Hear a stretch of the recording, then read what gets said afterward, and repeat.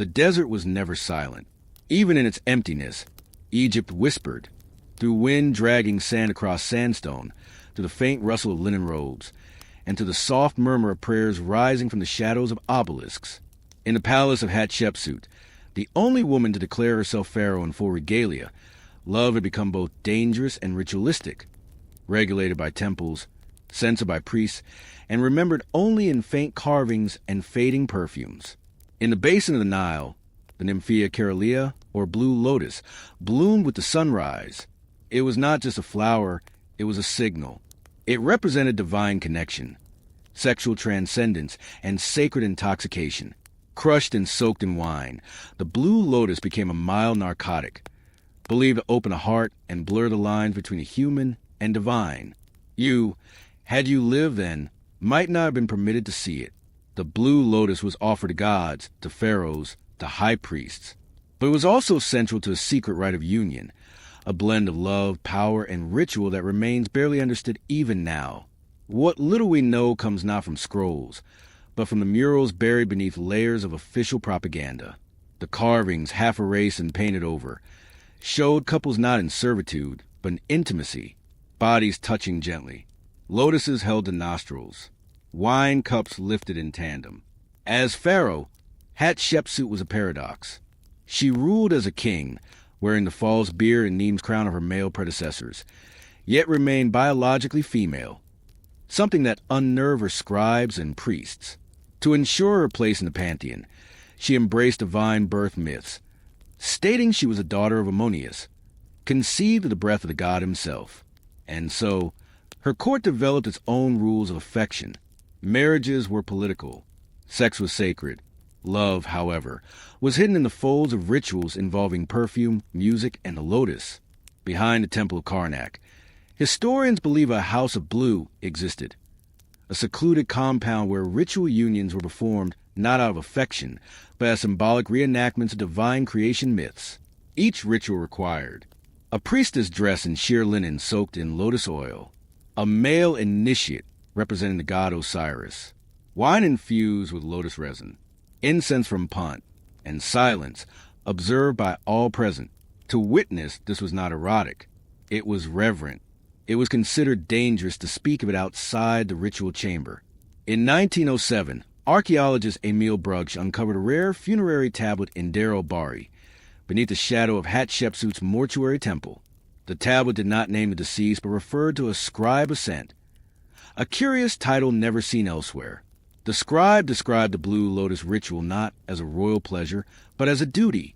His job was to time the blooming of the flower, to prepare the resin, and to record the reactions of participants, all on hidden papyri that were later destroyed as sacrilegious during the reign of Thutmose III, Hatshepsut's successor.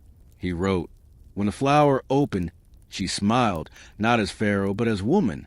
I did not write this down. We do not know who she was." Some scholars assume it refers to Hatshepsut. Others argue it was a high priestess. But this line shows the one thing these rituals allowed: anonymity and intimacy. In ancient Egypt, scent was survival. The stench of death lingered in desert winds, and so perfumes became more than cosmetics. They were symbols of vitality, control, and status. Hatshepsut uniquely used this to political advantage. Her trading expeditions to Punt were not solely for incense. They were a spiritual supply chain. Myrrh, frankincense, and blue lotus were shipped in crates carved with prayers. The records from these expeditions show that perfume recipes were locked inside temple vaults, guarded by curse inscriptions. She was building more than trade routes. She was building a sensory empire where scent equals sanctity. And within this world, love was reduced to its symbolic core: breath, scent, and silence.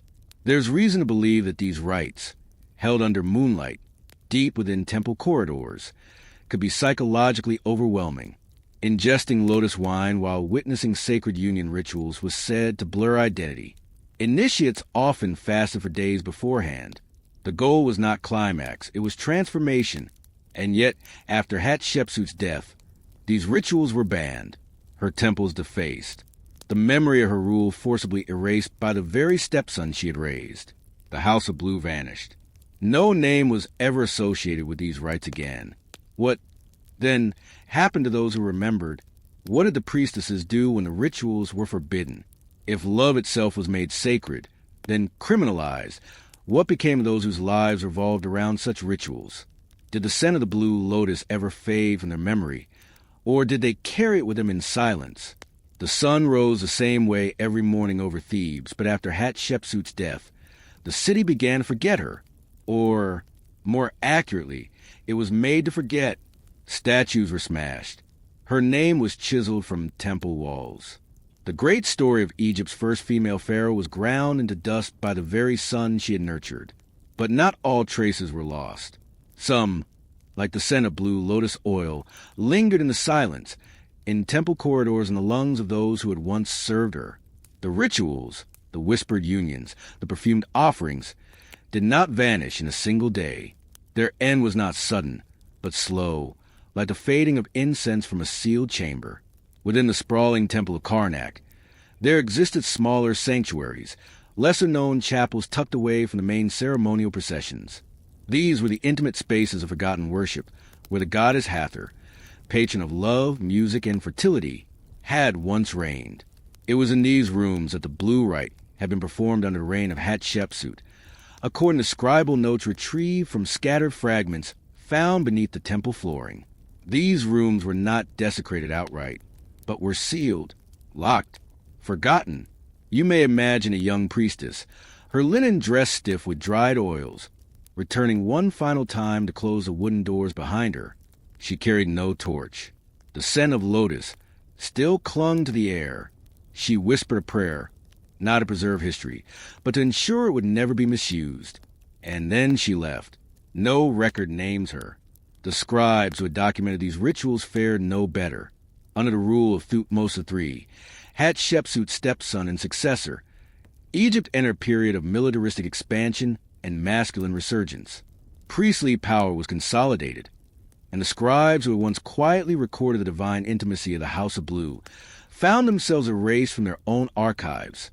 One particular tablet discovered at Luxor in the 1920s, charred, splintered, yet somehow preserved, contained a partial list of scribes marked for transcription cleansing. Among them, a name stood out, Keni Neter, which translates roughly to he who served the sacred. A rare annotation beside the name read, Blue thought it. He remembers too well. It's a chilling phrase. In a culture where memory was sacred, where names lived only as long as they were spoken, remembering the wrong thing became a threat. What happened to Keni Neter is unknown. His name appears nowhere else. But from that point forward, no scribe in official records refers to sacred union rites involving scent or lotus wine again. The blue rite became apocrypha. While official Egypt tried to cleanse itself of these memories, traders remembered. In the dry logbooks of a perfume merchant named Merodicet, dated to the second year of Thutmose III's reign, one entry stands out. One vial of blue, sealed in wax, not to be opened, payment made in silence. Destination, Elephantine. It wasn't uncommon for merchants to deal in rare oils, but this entry is curious for its secrecy. Elephantine, a small island at the southern border of Egypt, was known for its shrines to Khnum and its role in trade routes toward Nubia. It was remote, isolated, a place for exile and refuge. Other records suggest that priestesses of the blue rites may have fled there, continuing their ceremonies in reduced form, hidden beneath layers of performance and myth. They became singers, healers, incense blenders. The rites were never again named directly, but the structure remained, a silent exchange, a perfumed offering, a shared breath. Imagine walking through one of those makeshift sanctuaries, a chamber built of mud brick, lit by flickering lamps. A woman dips her fingers into oil, breathes it in, and looks at you not as a stranger, but as someone about to remember something ancient.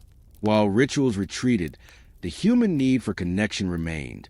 There is evidence, scattered, circumstantial, yet compelling, that the emotional aftershocks of Blue Lotus rites endured for decades. In a love letter preserved on papyrus and now stored in the Berlin Museum, inventory hashtag P.10463, a man writes to his former lover, "The scent of you stayed on my robe for 4 nights. I hid it in my chest wrappings. You are the perfume I cannot offer the gods. The letter is unsigned, undated, and likely written by someone without official station. But the imagery is unmistakably reminiscent of the Blue Lotus tradition, scent as identity, love as worship. Other funerary texts begin to emerge during this period that speak not of divine lineage, but of union with beloveds in the afterlife.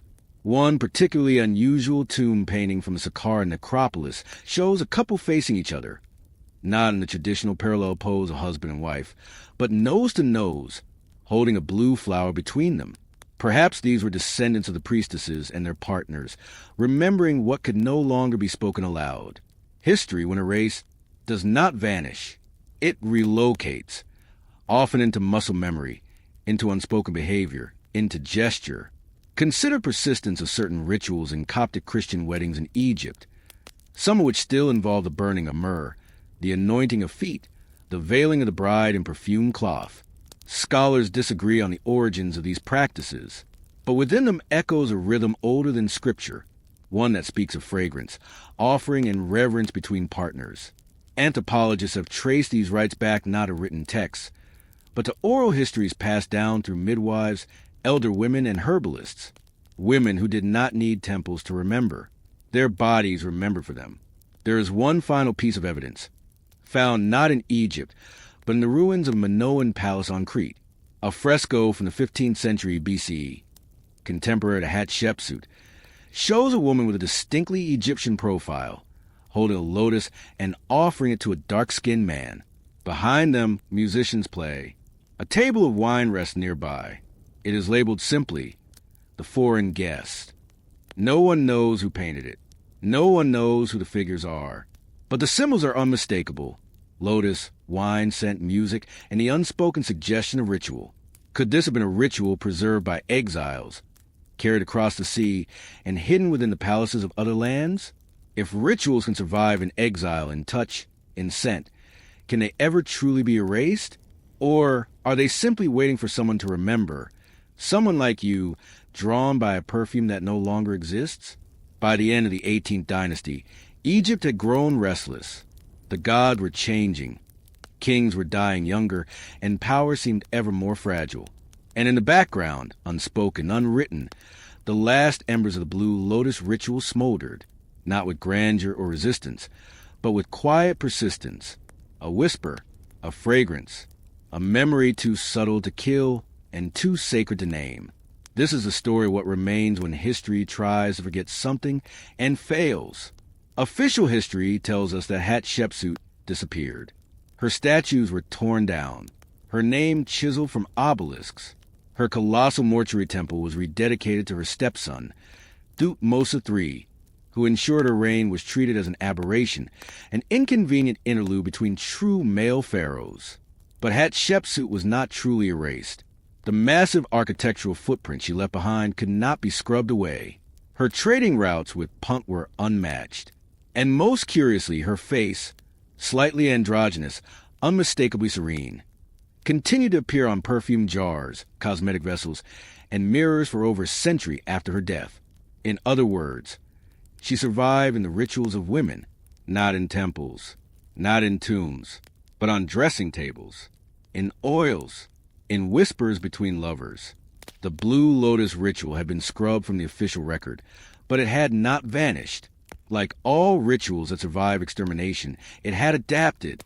From tomb inscriptions in Amarna, a city built decades after Hatshepsut's death, there's reference to a performer named Nebet-Shemu, mistress of the song. She was neither noble nor divine, merely a musician in the service of Queen Nefertiti. But her preserved headdress, now housed in the Cairo Museum, features 6 dry blue lotus petals, arranged in a circular pattern, identical to those used in the old rites of union. What makes this significant is the presence of resin-stained threads, suggesting the petals have been soaked in wine or oil. This is not proof of ritual, but it is evidence of survival.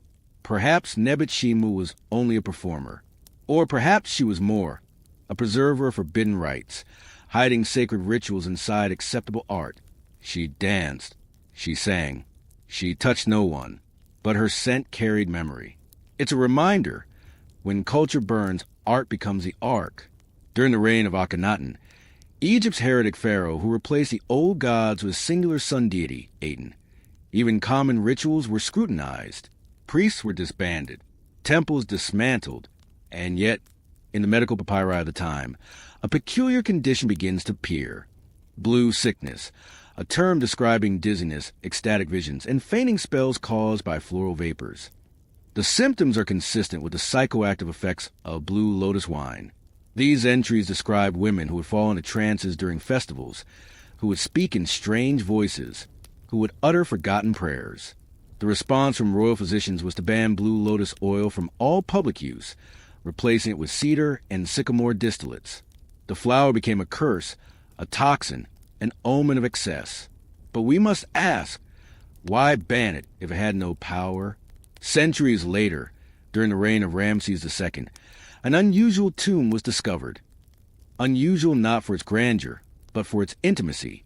Located far from the Valley of the Kings, in the tomb field of Deir el-Medina, a workers' village, the burial belonged to a couple, Pashidu and Takurti. Inside, archaeologists discovered two mummified bodies laid not in parallel, but facing each other with hands touching.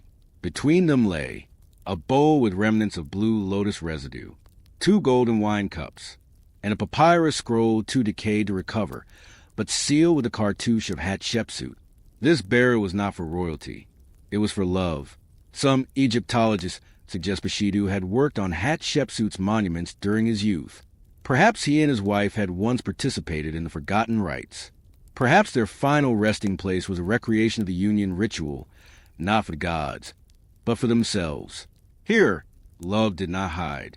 It was buried proudly, preserved in darkness. By the Greco-Roman period, Egypt had transformed completely. Greek names, Roman governors, new religions, new gods, and yet, in the ruins of Philae Temple, dedicated to the goddess Isis, there's graffiti carved by a visitor named Abaman, dated to the 1st century BC. It reads, "I brought her the flower. She knew what it meant." It is the last known inscription referencing the blue lotus in a romantic context. After this, the flower was still used for art, for decor, even for funerals, but its sacred erotic meaning disappeared. It became beautiful but hollow, a bloom without ritual, a scent without memory. Today, you can still find perfume oil labeled Blue Lotus of Egypt in marketplaces and tourist stalls. It smells sweet, light floral, pleasant but unremarkable, but none of it is real. True blue lotus oil is almost extinct. Modern distillations are synthetic. The real flower is rarely cultivated. Its preparation techniques have been lost to time, deliberately hidden, perhaps, to protect what it once meant. And so, when people speak of ancient Egyptian love rituals, they usually imagine harems and orgies. They forget the quiet moments. A priestess adjusting her linen sash soaked in oil. A scribe hiding a memory inside an erased scroll. A merchant sealing a vial and saying nothing.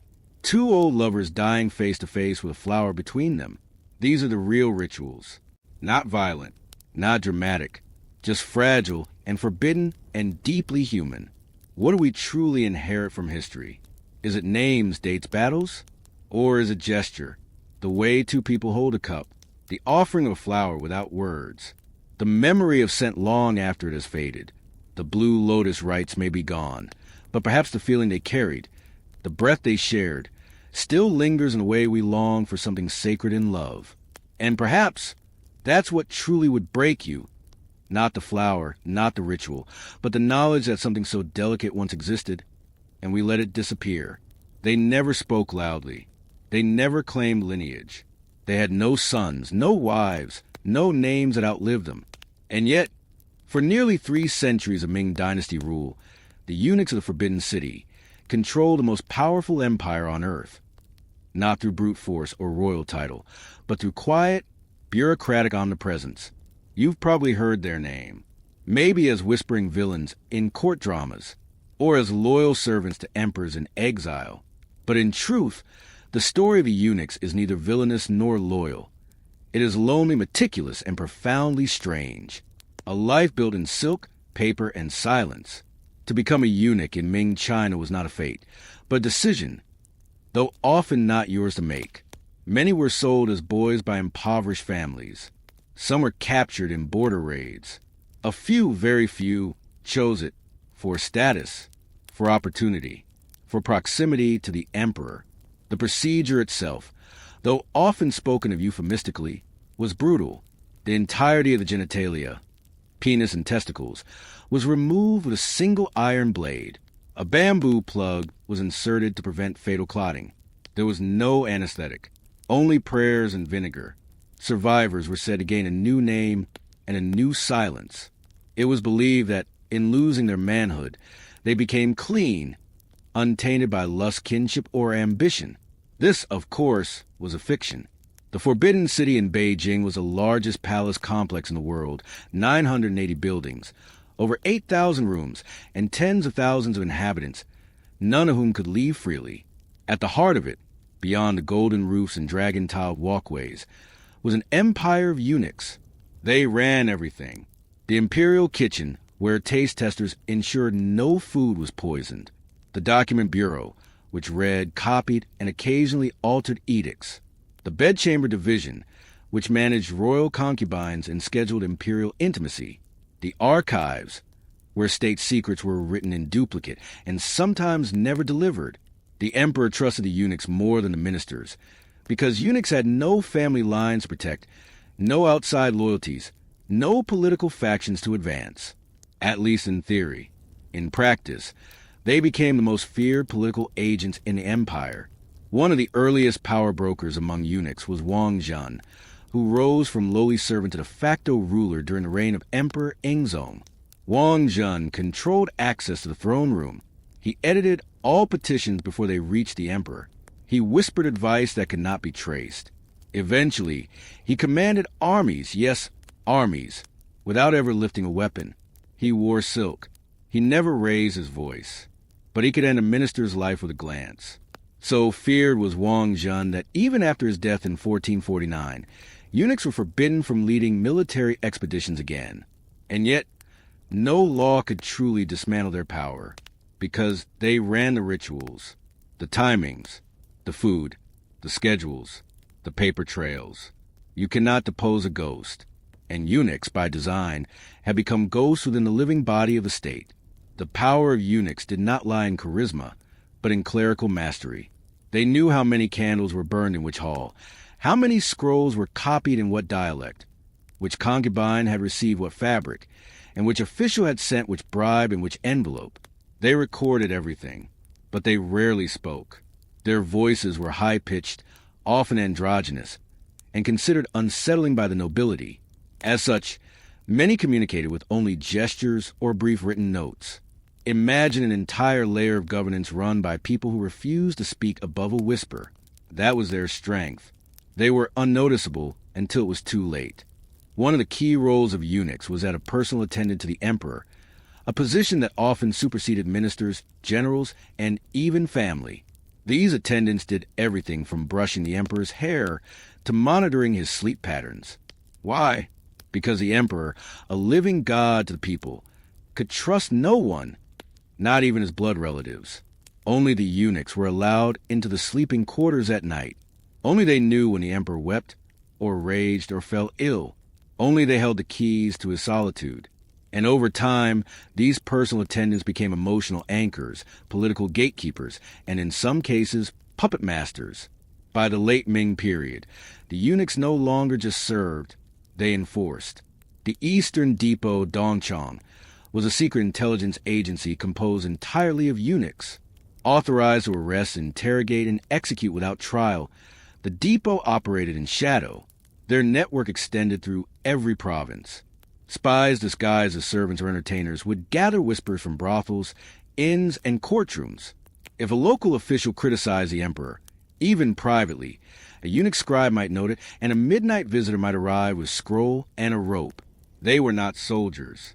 They were not bureaucrats. They were listeners, trained in the art of omission. No one ever escaped the Eastern Depot, not because it was brutal, but because it was absolutely quiet. But for all their influence, eunuchs lived deeply isolated lives. They were forbidden from marrying, forbidden from entering temples, forbidden even from dying within the walls of the Forbidden City, lest their ghosts linger. In one account, a eunuch named Zhao Yongdong, having served faithfully into his 70s, died of illness in a palace chamber. Panic ensued. His body was wrapped hastily in silk and removed to the servants' gate, not out of disrespect but fear. To die in the emperor's house was considered polluting. His soul, already severed from the cycle of life through castration, was thought to be unsettled, unable to reincarnate. In some tombs outside Beijing, you can still find the graves of eunuchs, buried upright, their hands tied in silk to keep them from wandering the earth. They were powerful, but they were never quite human in the eyes of society they served.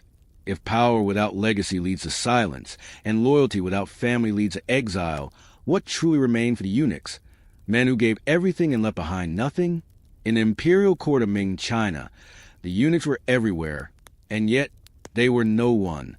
They held no family name to protect, no ancestral temple to speak their memory. Still, in the darkened scroll rooms, in the silk-draped audience halls, in the quiet footsteps behind the dragon throne, they wielded power that rivaled kings. This is not a tale of rebellion or heroism. It is a slow and bureaucratic domination of a palace by men trained not in warfare or diplomacy, but in proximity, routine, and perfect silence. If Wang Zhen was the architect of eunuch authority, then Wei Zhongxin was its summit, and its collapse.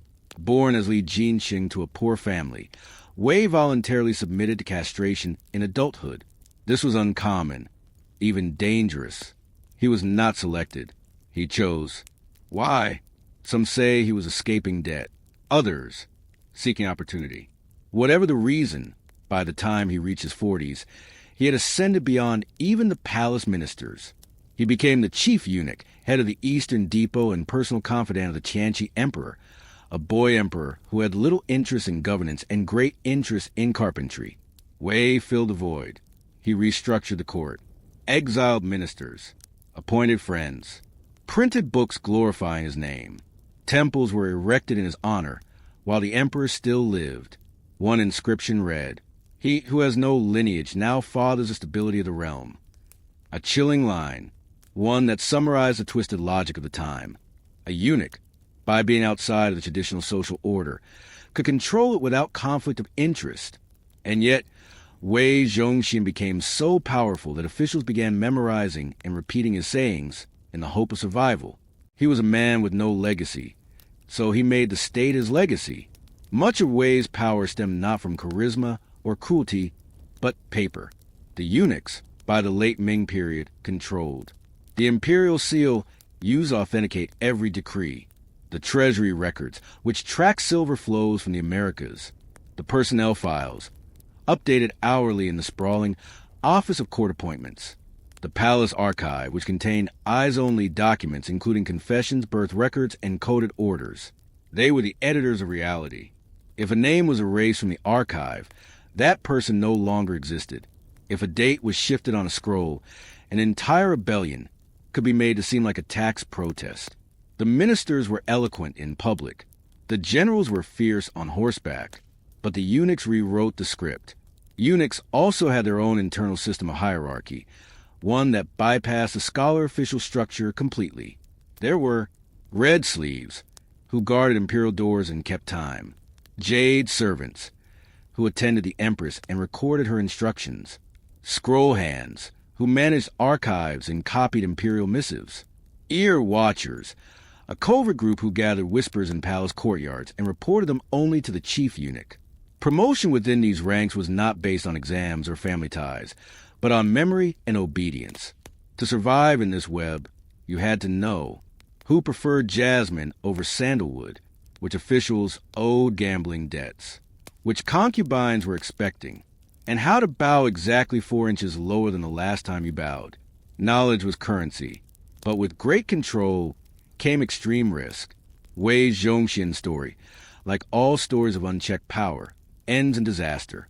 When the Tianqi emperor died suddenly in 1627, the new emperor, Chongzhen, was determined to purge the court of eunuch dominance. Wei, sensing the tide, attempted to retire quietly. He fled the capital, burned documents, offered to live in humble repentance. But it was too late. Imperial guards surrounded his estate. Before they could arrest him, he hanged himself, using his silk belt, the symbol of his rank, as the noose. His body was exhumed weeks later, desecrated, and thrown into a mass grave. All his records were destroyed. And yet, to this day, historians cannot write about the late Ming Dynasty without writing through Wei Zhongxian's paper trail. Even in death, he remained a footnote no historian could escape. The strange paradox of eunuch power was this. The closer one stood to the emperor, the more likely one was to be erased by him. Countless eunuchs rose high and fell fast. Some were poisoned quietly, others exiled to remote border stations. A few were simply made to disappear. A phrase began to circulate in the later Ming records. The emperor's shadow stands too close to the sun, meaning to serve the dragon was to invite your own immolation. Still, new eunuchs kept arriving. Boys castrated for opportunity. Families paid for their service. The palace remained full. Why? Because in a world ruled by heredity, the eunuchs were one of the few who could change their fate, even if that fate ended in disgrace. In 1644, as rebels closed in on Beijing, the final Ming emperor hanged himself on Coal Hill. The Forbidden City fell. One of the last acts of the court eunuchs was not to fight, but to burn the scrolls. They destroyed confidential archives, appointment registers, ritual manuals, the private diary of the Tianqi emperor. They erased themselves from history. Why? Perhaps to protect their allies, perhaps out of shame, or perhaps in an echo of their entire existence, because they were never meant to be remembered. What do you become when history won't allow you to be a person, but uses you as a tool? And if that tool gains a voice, how long can it speak before someone takes it away? By the time the Qing dynasty inherited the Forbidden City from the ashes of the Ming, the eunuch system remained, but only as a shadow of its former self. The silence grew louder, the paper trails thinner. Yet the memory of these men, faceless, voiceless, nameless, never truly disappeared. Like faint ink on an overwritten scroll, the outline of their existence endured. And perhaps that is their greatest historical irony. Those trained to be forgotten cannot be erased. Under Qing rule, 1644 to 1912, eunuchs remained part of court life, but their authority was systematically stripped. The new Manchu rulers viewed the Ming eunuchs with disdain and fear. They remembered men like Wei Zhongxian, who had nearly become emperor in all but name. As a result, access to documents was restricted. No eunuch could hold military or political title. They were forbidden from speaking to foreign envoys. They were relegated to menial roles, sweeping halls, preparing incense, tending to canaries and dogs, serving tea in gilded silence. Some historians say they had been reduced to living furniture, objects that moved, bowed, obeyed, but in reality, they remained essential to the unseen machine of court life. After all, who knew the palace corridors better? Who understood the rhythm of the emperor's habits more intimately? They were no longer feared, but they were still indispensable. The end of China's eunuch tradition is not ancient. It's alarmingly recent. Sun Yaoding, born in 1902, is believed to be the last imperial eunuch. His life bridges dynasties, revolutions, and ideologies. Sun was castrated at age 8, not by royal order, but by his own father, who hoped the boy might one day serve the emperor. By the time he entered the Forbidden City, the empire had already fallen. Still, the palace lingered, preserved like a mausoleum of habits. Sun served under Emperor Puyi, the last monarch of China, even after Puyi was technically no longer emperor. Inside the Forbidden City, rituals continued. Food was served on golden dishes, incense burned before empty thrones, and eunuchs like Sun maintained the illusion of dynasty long after the outside world had moved on. When a Republican government finally expelled Puyi in 1924, Sun returned to civilian life, a eunuch with no palace. He lived through the Second World War, through the Cultural Revolution, through the rise of communism, and still, he remembered everything. In his later years, he dictated his memoirs to Chinese historian Jia Yinghua. Published as The Last Eunuch of China, the book is a rare window into psychology of a man shaped entirely by proximity to vanished power. Sun writes, I learned how to walk without making a sound, how to speak without giving advice, how to live without legacy. He died in 1996. His grave is marked, his name recorded, his story told. He was the last whisper of an empire that ruled with silence. Now a tourist attraction, the Forbidden City draws millions of visitors every year. They walk through echoing halls, gaze at thrones, snap photos of dragon motifs. Few pause to consider the thousands of feet that walk those same stones and slippers, heads lowered, eyes trained on silk hems. The palaces are filled with artifacts, robes, scrolls, ceramics, swords. But the eunuchs left behind almost nothing. Their clothing was standardized and burned upon death. Their writings were unsigned, their voices never recorded, their bodies buried outside city walls. And yet, they remain essential to every narrative of imperial China. You cannot tell the story of the dragon throne without also telling the story of those who never sat on it, but held it steady. Some scholars argue that the legacy of the eunuchs lives on, not in ghost stories or historical novels, but in modern Chinese bureaucracy. Consider the emphasis on process over personality, the culture of silence and loyalty, the importance of behind-the-scenes gatekeeping. In some ways, the eunuchs invented the rulebook for survival in a top-down administrative state. They perfected the art of being present but invisible, of executing power without visibility, and of enduring without inheritance. Their punishment was erasure. Their reward was memory. Eunuchs are often portrayed in binary terms: loyal or corrupt, victim or manipulator, servant or tyrant. But most were human in the most painful way, denied family, denied legacy, denied personhood, and yet responsible for preserving the daily breath of the empire. Some were cruel, some were kind, most were tired. Their power came not from ideology, but from routine, the washing of robes, the burning of incense, the turning of scrolls, the maintenance of silence. They held no swords, and yet executions waited on their nods. They were not born to nobility, yet rulers depended on their presence. They never had children, yet their rituals outlasted dynasties. What do we make of lives like these? Men who lost everything that made them men by force, by choice, by fate, and who built from that absence an invisible empire. Can you imagine serving for your entire life? Keeping secrets you can never write, performing gestures no one will remember, so that others may rule in comfort? Perhaps this is the real story of the eunuchs. Not of ambition or corruption, but of resilience and anonymity. Not a whisper in the court, but a breath that kept the whole palace alive. The bells of Venice were still ringing when the brides were led away. It was 1576. Plague had returned again, as it always did, seeping through the city like a ghost.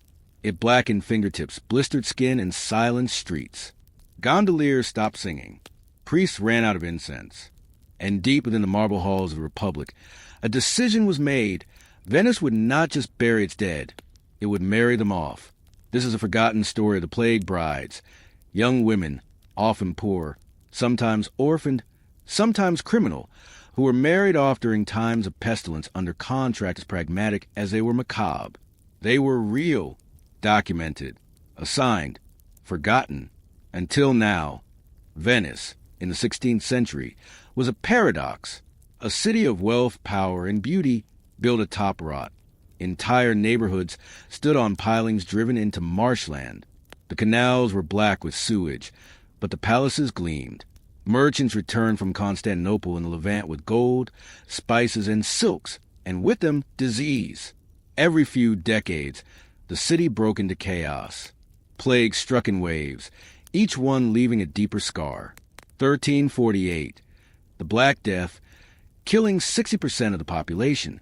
1464, a second wave less virulent, but just as feared. 1575 to 1577, one of the most devastating, claiming 50,000 lives, nearly a third of Venice. It was during this latter outbreak that the Venetian Republic created an administrative solution, both horrifying and deeply logical: matchmaking by necessity. Venice was ruled not by a king, but by bureaucrats. The Council of Ten, the Senate, the Health Magistracy. Each layer of the state had its own set of ledgers, scribes, and logic. During the plague of 1575, these institutions faced several logistical nightmares. Orphan women with no dowries flooded the city. Men from plague-struck families could not secure marriage alliances. Rural brides refused to enter the city. Properties and family names risked dying out. To fix this, the Magistrato alla Sanità Health Office partnered with the Scuola Grande di San Rocco, a major religious confraternity, to launch a series of programs aimed at preserving not lives, but lineages. One such program was the Maritaggio di Emergenza, emergency marriages. These were not weddings of love, nor even political convenience. They were contracts for survival. The records, now preserved in the Archivio di Stato di Venezia, show that between 1576 and 1577, at least 112 young women were officially married through the emergency marriage program. They came from poor artisan families whose fathers had succumbed to plague, orphanages run by religious orders, especially Santa Maria della Pieta. Prisons, yes, even female criminals were matched under special mercy clauses. Quarantine stations, where women who survived the plague were seen as purified by suffering. In exchange for marriage, the brides received a state-supplied dowry, usually 50 to 100 ducats, a small chest of linens and silverware, a certificate of moral inspection from the local priest, and most disturbingly, a waiver of liability in case their husband died of infection afterward. They were married by candlelight, often at dusk, in plague-struck churches emptied of congregants. The air was thick with myrrh, not to bless, but to mask the stench. And then they were escorted home, not in carriages, but often by mass-plague doctors or guards in wax cloaks. The men who agreed to these marriages were not desperate romantics. They were often merchants trying to retain property through lineage, soldiers returned from campaigns and in need of a legal heir, younger sons who otherwise could not afford marriage, foreigners stuck in Venice due to border closures. Many were from plague-affected households and saw marriage as a transaction, a way to secure inheritance rights, to access dowries, or simply to reclaim the illusion of normalcy amid death. And in some cases, yes, these were arranged acts of mercy.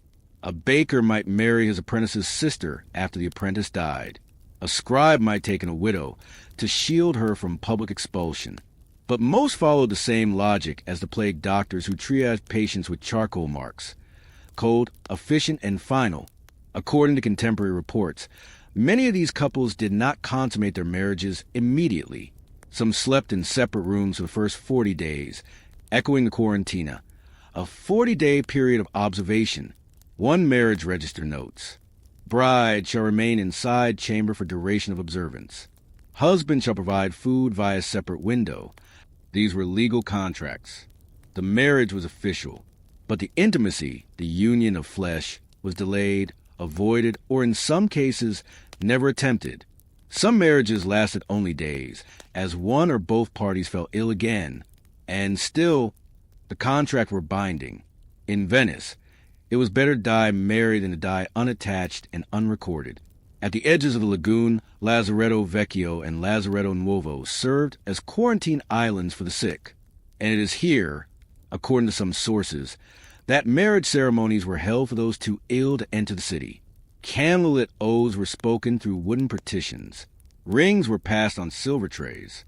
Vows were shouted through plague masks, their beaks stuffed with herbs. If one partner died before the ceremony could be completed, the survivor still received the dowry or inheritance. A few such stories survive in popular ballads of the era, though historians debate their accuracy. But the image remains powerful. Two lovers, one dying, one quarantined, united not by love, but by paperwork, protection, and prayer. What does it mean to bind yourself to another, not for love, not for kinship, but for survival? And in a city where death came on every breeze, could such contracts ever hold the weight of true memory? The plague did not end with a single bell toll. It faded like damp into the stone walls of Venice, sinking into the bones of the city, into the ledgers of the bureaucrats, and into the marriage contracts of forgotten. And when it passed, the brides remained. Some widowed, some abandoned, some never touched at all. What became of the plague brides after the candles went out? After the vows spoken behind gauze masks became ordinary domestic silence, to understand their lives after the ceremony, we must look not to poetry, but to the forgotten machinery of Venetian law, and to the women who learned to wield it. After the 1576 to 1577 outbreak, Venice enacted a series of recovery edicts designed to stabilize families, protect property, and encourage childbirth. But these laws had a catch. Many new families, especially those created by the emergency marriage program, lacked ancestral land, legal witnesses for their vows, many had died, recognition from noble houses, consummation evidence, which was occasionally required for legitimacy. This meant that plagued brides often found themselves in limbo. Some were dismissed from their homes. Others were denied widow benefits because their husbands died before the 40-day consummation period was complete. In the Venetian Senate archive, a plea from 1578 survives.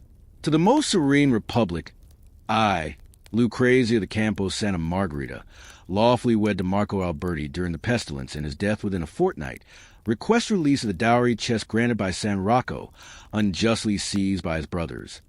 Cases like Lucrezia's were common. Without children, without property, and often without surviving witnesses, these women were seen as temporary wives, a designation with no legal definition but immense social consequence. The cassone or dowry chest was central to these brides' identities. More than a container, it was a legal object. Inside, a copy of the marriage contract, a list of gifted items, linen cutlery, sometimes shoes, receipts for state aid, wax-sealed tokens proving the marriage had been approved by the Sanita and not arranged illegally. Possession of the cassone often determined whether a woman could remarry, reclaim her dowry, or even remain in her husband's house. And so began what Venetian scribes later called the Lockbox War, a quiet struggle fought not with swords, but with notarized claims, personal testimonies, and sometimes outright theft of chests. Widowed plagued brides would take refuge in convents, storing their cassoni with nuns who could protect them under ecclesiastical law. Others hired scribes to forge missing pages, or to claim that the marriage had been consummated before death, an act of quiet rebellion. Sometimes punished with fines, sometimes ignored out of pity. The cassone had become a symbol of legal personhood, and the women were learning to use it. In 1580, a small group of former plague brides, now widows or legally unclaimed wives, formed a confraternity affiliated with the Church of Santa Marta on the Giudecca Island. Their official purpose? To pray for the dead. Their actual function? To share legal strategies. To track the names of unscrupulous husbands. To support one another through remarriage, widowhood, and domestic accusations. They became known colloquially as the Sposate in Lino, brides in linen. For the ceremonial veils they continued to wear long after their wedding nights, as a quiet protest of their frozen legal status. The city never officially recognized the group, but their influence became apparent in the following decades as more women began drafting wills, contesting dowry seizures, and marrying without noble intermediaries. It was not feminism, not revolution. It was survival through solidarity, built in the aftermath of ritualized marriage under disease. Were any of these marriages happy? The records say little. But in the margins of the Archivio Patriarchale, preserved among the routine approvals of marriages, a scribe named Benedetto added the following line beside one entry in 1579.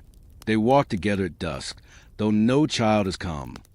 It was written beside the names Rosa della Font and Tommaso Bellini, a marriage arranged during the 1576 plague. No other note accompanies the entry, but the image, two people, still walking together 3 years after a forced match, suggests something more than contract. Perhaps in a few cases, shared trauma gave way to shared tenderness. Perhaps love bloomed not like a rose, but like mold in a damp house, unexpected, tenacious, strangely beautiful. By the mid-17th century, Venice had suffered for more waves of plague, and with each wave, the bureaucracy refines approach. Marriage contracts now included contingency clauses, stating, in the event of death prior to consummation, bride retains full rights. Dowry shall not revert to groom's family without ecclesiastical ruling. Groom's prior illness shall be disclosed under penalty of fine.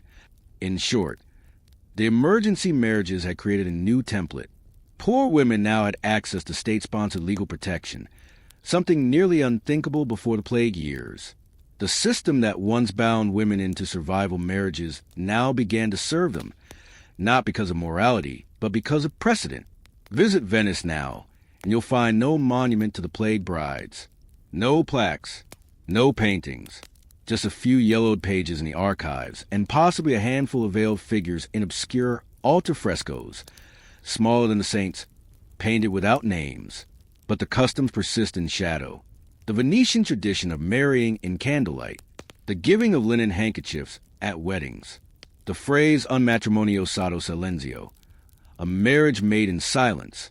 These are ghosts of bureaucratic romance, echoes of a time when love was measured in ducats, candles, and quarantine days.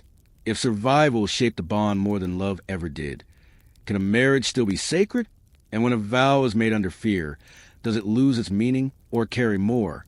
The plague lifted, as it always did. The masks were removed. The bells stopped ringing. But the marriages remained. Some endured in silence.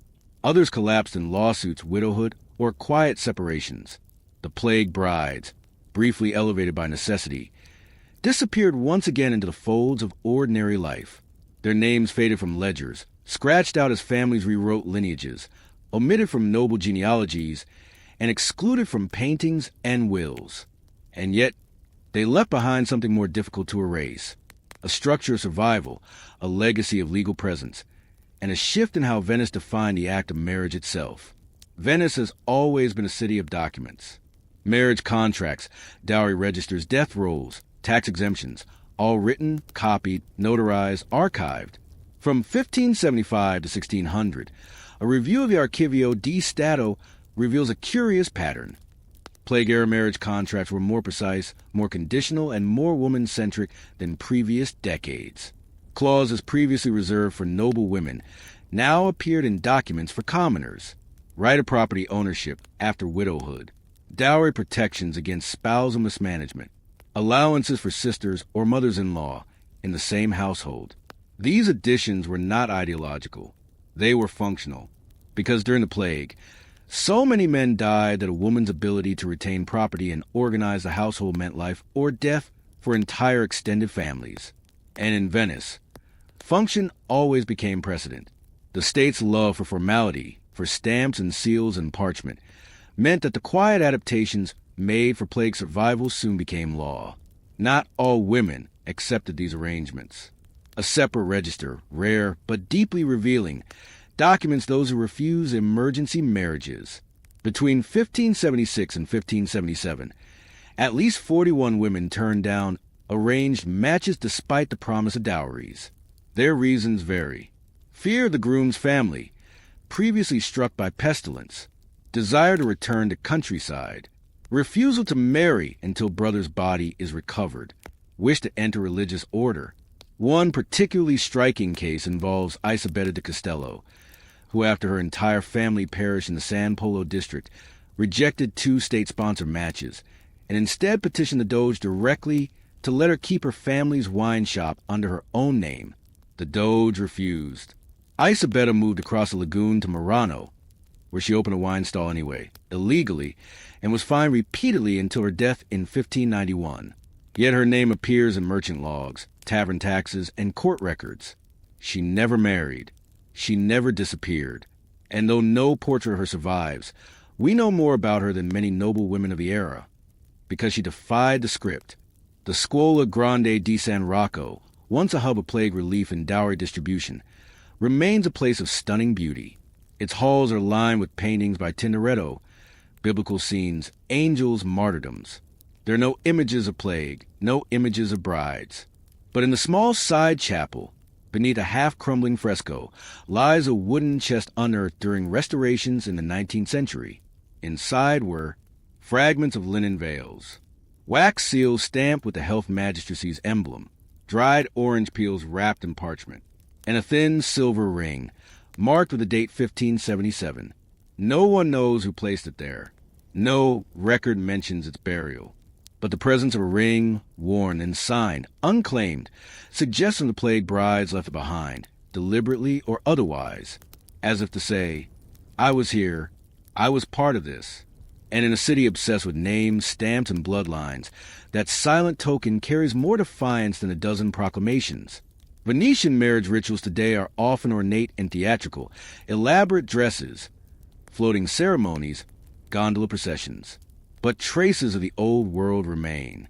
Candlelit nuptials at dusk, especially in winter, veils embroidered with family initials. The continued use of the term cassone d'anima, chest of the soul, to refer to a bride's first gift box. Few know where these traditions come from. Fewer still mention the plague. But they are not inventions. They are remnants. Remnants of a time when a wedding was less about celebration and more about naming someone before the city forgot her. The last officially recorded plague-related marriage contract in Venice appears in 1630, during the city's final major outbreak.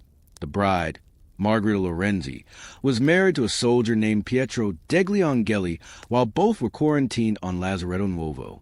The marriage was witnessed by a priest standing behind a painted glass. The vows were written in advance and read aloud by a masked notary. The ring was passed using a silver spoon sterilized in flame. 2 weeks later, Pietro died. Margherita survived. She remarried 5 years later. Her second marriage produced no children, but she left behind a will requesting that both husbands' names be etched onto her grave. The inscription was simple: beloved by death, remembered by paper. Her grave is now weathered, the names barely legible, but they're still there, because Margherita, like so many others, understood that in Venice, to be written down was to be immortal. We often think of marriage as love, as romance, as union. But what happens when marriage becomes something else? A bargain against anonymity? A pact of mutual survival in a world unraveling? The plague brides of Venice were not saints, nor rebels, nor heroines in the traditional sense. They were ordinary women, married by law in extraordinary times. Their names are smudged in ink. Their veils are rotted, but their signatures remain, not in love letters, not in poetry, but in clauses, in conditions, in dowry chests left unopened. And in a city like Venice, built on both stone and story, that is more than enough. In the heart of the Roman Empire, where marble roads stretched toward every horizon and senators schemed beneath colonnades, there existed a quieter world, a world hidden from the roaring amphitheaters and triumphal arches. It was a world of whispers, incense, and dreams. These were the temples of sleep, sacred sites scattered across the empire, where Romans did not go to pray or offer sacrifice, but to dream themselves into healing, into answers, into absolution. Inside these temples walked the dream priests, figures neither fully priest nor physician, who guided citizens through ritual sleep. Their job was not to preach, but to listen to your dreams, your silence, your sleepless grief. This is a forgotten story of how ancient Rome outsourced its soul to the night. Long before dream temples became institutional, the tradition began in Greece, with the cult of Asclepius, the god of medicine. His temples, called Asclepia, were early sanctuaries of therapeutic incubation. Visitors would enter, cleanse themselves, and sleep in sacred halls called abaton, hoping to receive a divine dream that would heal them or point them toward a cure. By the 3rd century BCE, as Rome absorbed Greek culture, these temples spread westward, but the Romans changed them. The Asclepia became more bureaucratic. Dreams were written down, indexed, and compared. A new class of figures emerged, interpres somnorum, interpreters of dreams. And the temples expanded beyond healing to address justice, inheritance, fertility, and spiritual exhaustion. Sleep, once a personal act, became a civic ritual. A Roman citizen, let's say a minor patrician named Gaius, might visit a temple of sleep in hopes of healing chronic pain or mourning a lost child. He would arrive before dusk and undergo a strict preparation. Fasting, no food after midday. Cleansing, a cold bath followed by oil rubbed with crushed myrrh. Silence, no speaking from sundown until sunrise. Sacrifice, often a cock, symbolizing dawn or a lock of hair. Inscription, Gaius would dictate a short statement about his ailment or question, recorded by a priest on wax tablets. Then he would be led into the abaton, a long, dark chamber lined with stone slabs or simple mats. Incense smoke drifted through vents. Priests walked silently among the sleepers, listening for sounds, murmurs, cries. The idea was simple. The gods spoke in dreams. The job of the temple was to receive and decode. No one spoke until dawn. The dream priests, or sacerdotes omnium, were a strange breed. They had no oracles, no liturgy, no public authority. And yet, they often held influence over major decisions, from war strategy to property disputes. Why? Because in a society obsessed with omens, dreams were political. The priests were trained to read dreams through layers of meaning. Surface content. What happened? Symbolic content. What it resembled in myth. Moral content. What it said about the dreamer's character. Historical resonance. Whether it echoed known public dreams, recorded in temple archives. Their interpretations were written, not spoken, and sealed in scrolls delivered the next day. Some citizens received poetic wisdom. Others were told nothing. Occasionally, they were advised to return for more sleep, more dreams, more clues. In essence, these priests didn't solve problems. They made your unconscious legible to state. One of the most elaborate sleep temples was located in Antium, a coastal retreat favored by Roman elites. Unlike the cramped Asclepia of the cities, Antium's dream temple was vast, a marble courtyard surrounded by dormitories and cloisters. Its most remarkable feature? A library of dreams. Hundreds of wax tablets, scrolls, and codices preserved anonymized dreams and their interpretations dating back decades. They were cataloged by theme, birth, death, betrayal, victory. Symptoms, fevers, infertility, grief.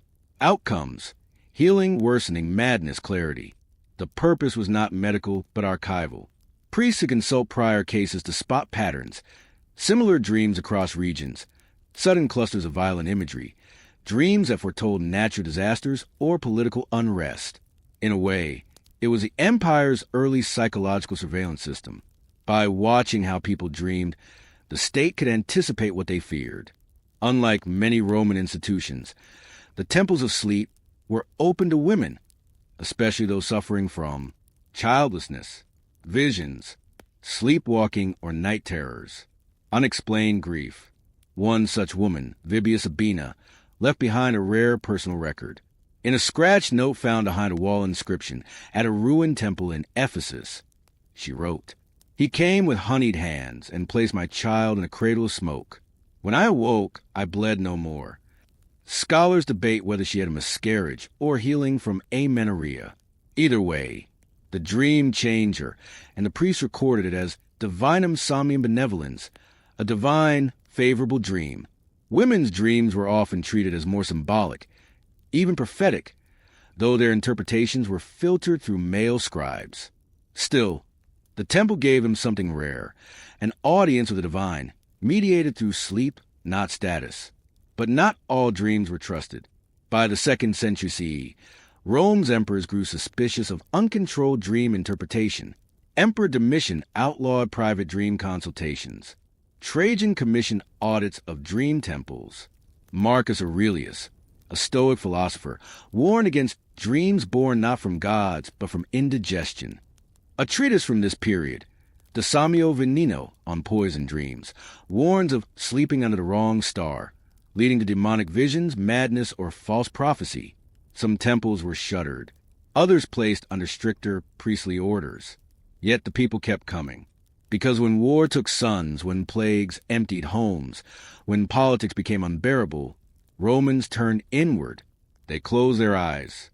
They prayed without speaking. And they waited for answers that would arrive between breaths.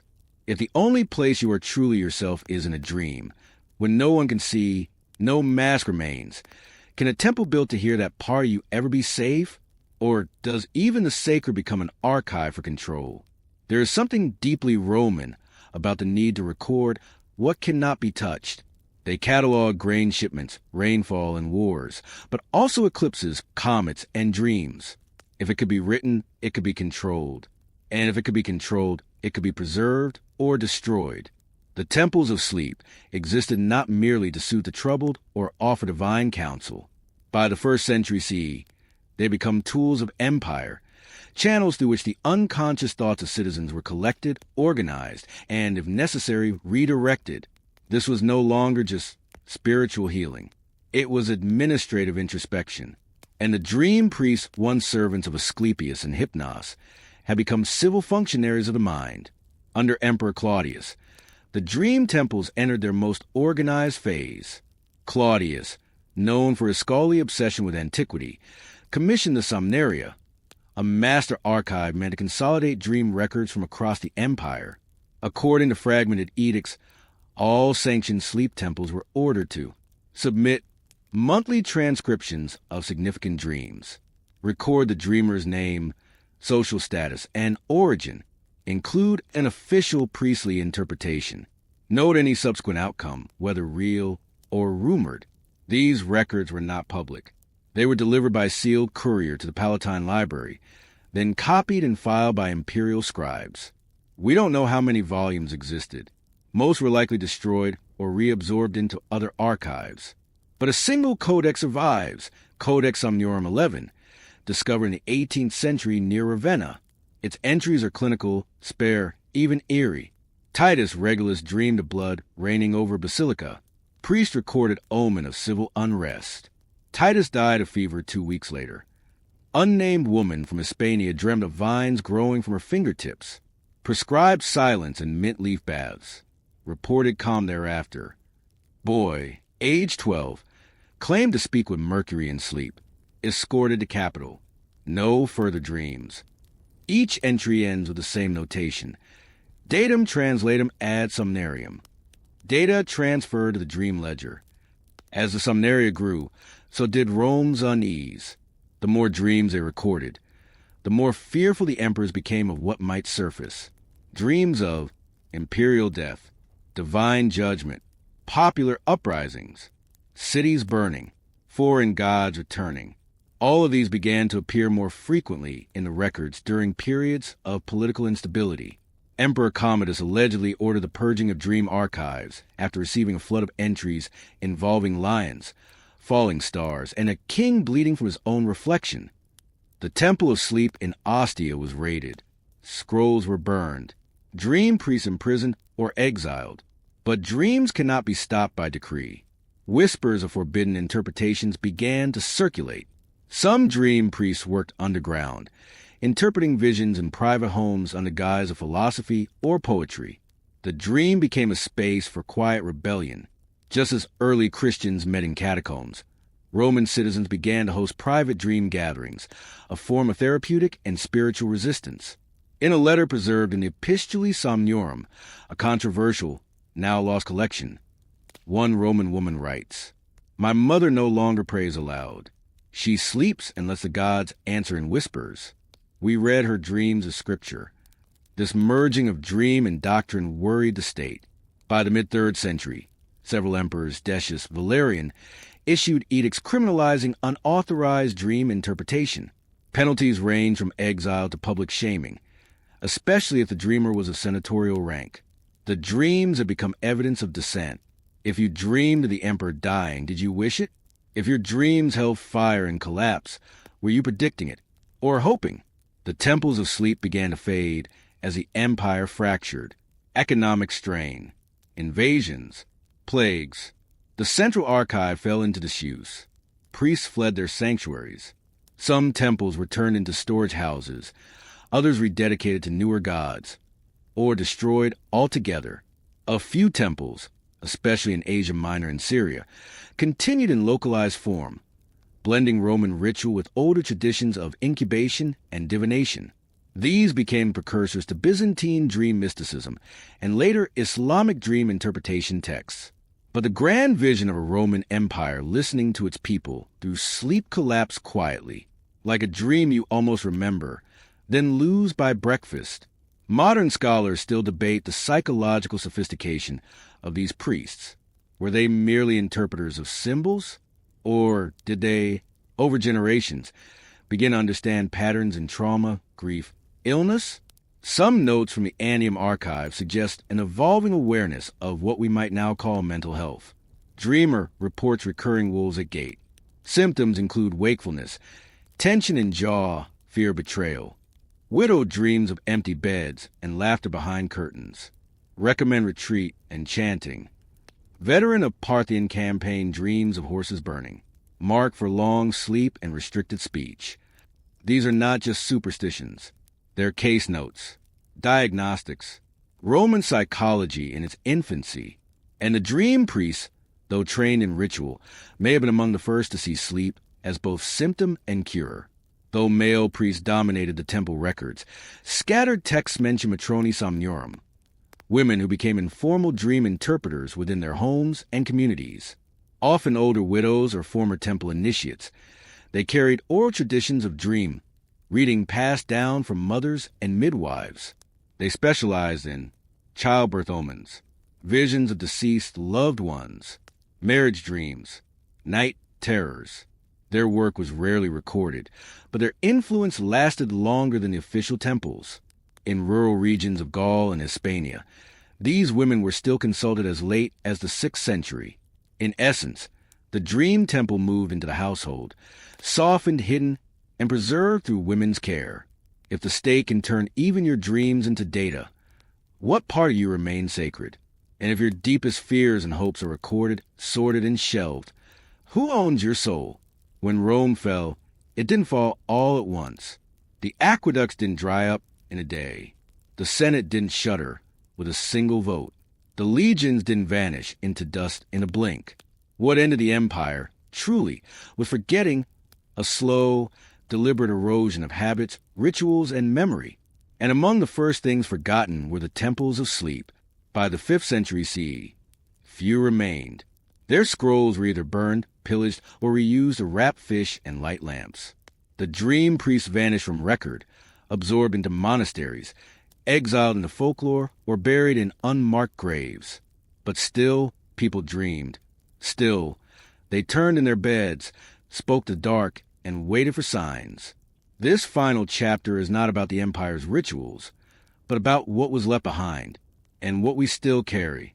Among the many ruins excavated near Pergamon, Turkey, was a small circular chamber beneath the main temple. Initially dismissed as a storage room, it held a collapsed column, beneath which was a sealed ceramic vessel. Inside, a wax tablet and a gold ring. The tablet read, "The child in white stood at the water and turned away." The priest would not write it down, so I did. No name, no date, but the dream matches one recorded centuries earlier in the Antium Temple of Sleep. Entry number 89 in Codex Somniorum V. Dream of the child in white, facing the sea, considered a harbinger of storms, marked for silence. It suggests that someone, knowing the dream was censored, buried it. A single preserved night, smuggled through time. This act of disobedient preservation may be the truest legacy of the dream priests. The dream temples practice what modern therapists might recognize as sleep hygiene rituals, preparation, silence, abstinence, journaling and narrative therapy, daily dream recording, guided incubation, setting intentions before sleep, interpretive reflection, asking what a dream reveals about personal or civic life. Some methods, such as sleep fasting, avoiding sleep to provoke visions, were extreme and possibly harmful. Others, like the dream chorus, where patients recited their dreams aloud in small groups, mirror group therapy practices today. And while no scientific method grounded their beliefs, the results, recorded relief, changes in behavior, symbolic breakthroughs, show a system not of miracles, but of meaning-making. The temples offered more than healing. They offered the sleeper a chance to be heard. As Christianity expanded, sleep rituals didn't disappear. They changed address. Early Christian monks in the Egyptian desert practiced vigils and dream fasting, believing sleep brought demonic temptation or angelic guidance. The line between a Roman interpres somniorum and a Christian abbot who interprets visions is thinner than it seems. In the Byzantine world, dreams became coded messages from God or warnings of sin. And many medieval dream books, translated across Latin, Arabic, and Hebrew, contain echoes of the Roman canon. Snakes mean deceit. Falling means loss of control. Water means transformation. By the Renaissance, dream interpretation had become personal again, removed from temples and archives. Artists like Hieronymus Bosch painted dream logic. Writers like Petrarch kept sleep journals. But the temple was gone. No incense. No abaton. No priest listening as you murmured in your sleep. Just a dreamer. Alone. In 1900, Sigmund Freud published The Interpretation of Dreams, calling dreams the royal road to the unconscious. He was not the first to say it. Rome had walked that road 1,500 years earlier, lit with oil lamps, lined with censers, and staffed by men in silence. Freud may not have read the Codex Omniorum, but the structure he proposed, dreams as coded reflections of inner conflict, was already practiced in Anium and Pergamon. And the therapeutic setting? The idea of setting intention, being observed, reflecting on symbols? The dream temples built that stage, stone by stone. Modern sleep clinics, therapy sessions, and even lucid dreaming retreats echo these ancient forms. The priest became the analyst. The scroll became the transcript. The temple became the mind. In 2017, neuroscientist Dr. Elisa Romanelli published a paper analyzing dream descriptions found in Roman funerary epigraphy, specifically epitaphs that reference dreams of the dead. She argues that the epitaphs themselves were products of dream interpretation. When the living dream of the dead, they sometimes commissioned tombs to reflect the visions, meaning grief was not just expressed but directed by sleep. She reconstructed a list of 67 dream epitaphs, many referencing visits from lost children, spouses, or ancestors. Some scholars now believe these dreams were recorded first in temple sessions, then formalized in public inscriptions. If true, the temples of sleep left their last traces not in archives, but in stone. Rome did not lose its dream temples because dreams failed. It lost them because dreams could not be controlled forever. An emperor may command armies and rewrite laws, but he cannot dictate what a grieving mother dreams or what a veteran sees behind his eyelids, or what a child murmurs in the dark. In time, the empire no longer wanted to listen to what people saw when they were most honest. So the temples closed, the priests grew silent, and sleep, once sacred, became private again. We do not sleep in temples anymore. We sleep alone, in cities brighter at night than day. We dream without guidance. We wake and forget. Or worse, we remember and dismiss it. But the question remains, what if a part of you, tender, truthful, untamed, still seeks a temple, not to be healed, not to be answered, just to be recorded, just to be heard? Perhaps the temple is not gone. Perhaps it waits in the one place it always did, between your last thought of the day and your first breath of morning. The alchemist had been dead for 3 days before his furnace went out. That's what the neighbors whispered. It was the year 1635, in the crumbling shadow of the 30 Years' War, when half of Germany burned, bled, or starved. The war had killed soldiers. The plague came for civilians. Cities emptied. Villages withered. The maps were rewritten in ash. And in the war-torn town of Bamberg, nestled between collapsing trade routes and overrun borders, one figure remained curiously active. The widow of an alchemist, known only in surviving records as Frau M. She was not famous. She was not noble. But she left behind something rare, a sequence of Plague-era letters addressed to no one, preserved in a sealed cabinet beneath her husband's laboratory bench. Her writing is not elegant, but it is enduring. Because in a world without order, she tried to document something more elusive than gold. She tried to preserve purpose. By the 17th century, alchemy had already begun to lose credibility in Europe's major courts. The philosopher's stone, the mythical substance said to transform base metals into gold, remained elusive. Alchemists were increasingly viewed as frauds, their furnaces suspect, their arcane notes indecipherable. And yet, in wartime Germany, alchemists were in demand, not for gold, but for remedies, distillates against plague, potions to strengthen weak lungs, elixirs said to ward off miasma, salves against black swellings and bleeding gums. In small towns like Bamberg, where doctors had fled or died, the line between healer and charlatan blurred. The alchemist of our story, her M, never named in the records, ran a modest furnace and glass workshop. He experimented with mercury, sulfur, wine spirits, and rose ash. According to town ledgers, He was consulted by both bakers and bishops. And when the plague reached Bamberg in 1634, it was said he worked day and night, distilling, burning, grinding, until he collapsed in his garden from fever. It was then that his widow took over the work. Dated March 2nd, 1635, this letter begins with a simple line. I write in a house that still breathes, though no one lives here but me. She describes the early days of isolation, sealing the door, marking the threshold with chalk, and covering the windows with linen soaked in vinegar. The laboratory furnace, she notes, is kept burning not for work, but for light. But as the letter continues, it becomes clear this is not a letter meant to be sent. It is a record. She writes of grinding dried juniper into powder, mixing it with brandy, and leaving it outside for the rats to eat. She records how long the mixture takes to kill them. 12 minutes, too slow. She attempts to replicate her husband's elixir, red water, but admits the proportions feel wrong. Still, she drinks it. Still, she lives. I fear my hands will forget how to feel. So I write, though the letters bleed. Her handwriting is tight, angular, almost chiseled. The tone is not desperate. It is clinical, like someone trying to alchemize clarity from grief.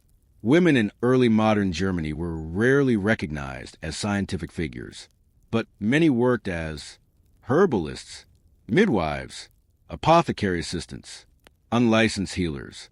In war-torn regions, especially, the collapse of authority allowed women to step into roles once denied them. Frau M. was likely her husband's assistant for years. The second letter, dated March 17th, references the balance scale I always recalibrated, suggesting she maintained the lab's tools. She details filtering rose vinegar through cloth boiled 3 times, using copper scrapings mixed with powdered walnut for wound dust, charting lunar cycles on a laboratory wall. Though the sky cannot be seen, she references Paracelsus, the Swiss physician-alchemist who championed chemical medicine. The old books speak of balance, of opposites. I do not understand them, but I know when silver stops singing in water.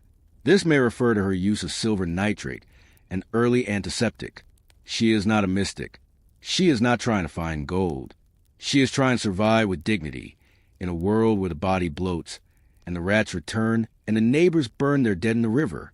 One letter, undated, though context suggests early April, describes her descent into controlled sleep deprivation. On the 3rd night without rest, I began to hear him again. She outlines an experiment wherein she refrains from sleep for 5 nights, noting hallucinations, increased pulse, temperature fluctuations, and shifts in perception. She writes, 3rd night, I thought I heard footsteps upstairs. 4th night, the furnace breathed louder than me. 5th night, I saw his hands, still burned at the tips, reaching for the alembic. The tone is not emotional. She does not report fear. Instead, she concludes, sleep returns like shame.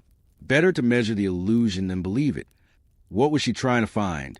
Some scholars suggest she sought messages from her dead husband, believing his unfinished work could be completed through visions. Others argue she was simply documenting the boundary between wakefulness and death, a liminal space alchemists often spoke of. Either way, her notes are meticulous and eerily modern. In a letter dated May 6, she described the arrival of 2 strangers at her door. One wore gloves though the air was warm. The other had no tongue. They asked for rose salt. She does not say whether she gave it to them. She notes the glove of the first man was scorched at the fingers, perhaps a sign he was once an alchemist too. There is no record of these men elsewhere, but from this point onward, her writing becomes more guarded.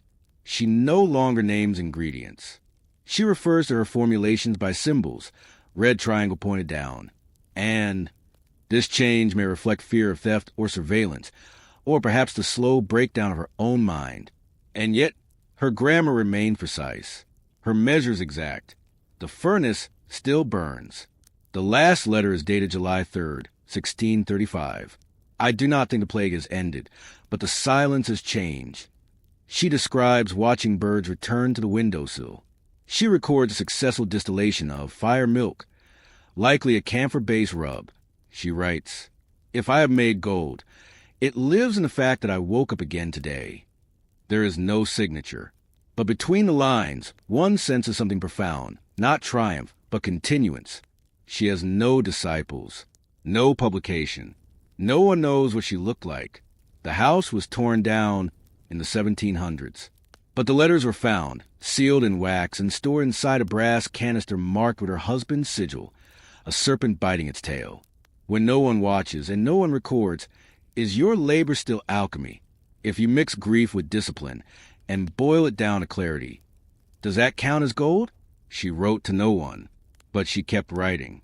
The surviving letters of Frau M., the unnamed widow of a 17th century German alchemist, are not love letters. They are not religious tracts. They are not science as we know it. They are, instead, account of a private survival, half laboratory log, half inner monologue, recorded in a world where death had become routine and attention was absent. And in their quiet pages lies something revolutionary, a woman using the structure of alchemy, its measurements, its austerity, its vocabulary, to process grief in the absence of human contact. This section explores the middle period of her letters, written between July and September 1635, when the town of Bamberg had largely succumbed to plague, siege, and starvation, and the dream of the philosopher's stone had been replaced by the dream of continued existence. She mentions it often. The laboratory furnace, a stone kiln fed by coal and scrap wood, designed to sustain low heat for distillations and calcinations. The fire is no longer needed for gold, she writes on July 16th. Now it is my clock. It tells me I have not frozen, that I can still tend something. The furnace is her heartbeat. Its stoked embers a substitute for companionship. It is the one thing that responds to her will. She speaks to it in later entries. Tell me when the air turns bitter again. If you go out, I will forget his voice. I burn the letters I cannot finish. They feed you, so now you know what I cannot say. The language suggests a transference of emotion, from her late husband, to the fire he built, to the work she continues in his absence.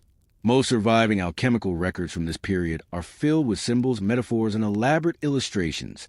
Dragons eating suns, kings drowning in bathtubs of quicksilver, lions devouring serpents. But Frau M. abandons metaphor. Her process becomes empirical, not mystical. She writes of distilling vinegar tinctures for wound cleansing, creating tallow base salve for skin eruptions, observing decomposition rates in small animals to better time burial of plague victims, burning cypress resin and sage to purify enclosed air. She labels each step with day, weather, bodily state, and emotional clarity. One entry from August. Today's ash is darker than before. I slept less than 4 hours. My stomach rejects water. No change in urine color. Mental clarity moderate. Desire to sing absent. It is the most stripped-down scientific diary imaginable. Honest, unpoetic, precise. Not in pursuit of truth, but to ward off madness. A turning point occurs on August 8th, in a letter unusually direct and philosophical. There are still men who knock, promising gold if I give them access to the formula. I give them vinegar instead. They drink it and call it poison. They are correct. Here, we encounter a woman not only surviving, but resisting exploitation. Gold, the eternal goal of alchemy, is dismissed, used here as a lure for men whose true desire is not wealth but control. She withholds her husband's notes. She obscures her own. She lies when necessary. And yet, she gives healing tonics to children left at her door, placing them in clay jars with no names attached. I give without explanation. Let the body decide if it accepts me. This is not charity. It's strategy. To heal anonymously, to survive unthanked, to withhold brilliance from the greedy, is her quiet rebellion. Some pages of her writing are marked with alchemical sigils that do not appear in other known texts. For example, a symbol combining the crescent of silver with the sign of Saturn, encircled by a hexagon, a 7-pointed star drawn in ash and wine, a looping spiral marked only as M2 in the index. Modern historians and cryptologists have tried to decode them, but none agree. Some believe they are ciphered recipes. Others suggest they are emotional maps, with each shape representing a day's psychological pattern.